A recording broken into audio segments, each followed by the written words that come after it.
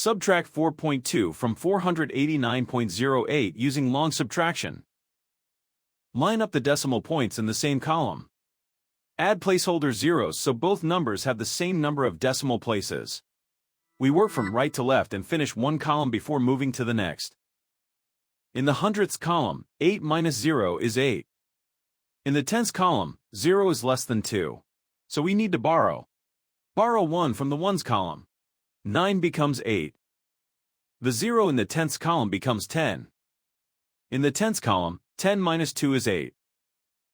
In the ones column, 8 minus 4 is 4. Bring down 8 in the tens column. Bring down 4 in the hundreds column. Bring the decimal point straight down into the answer.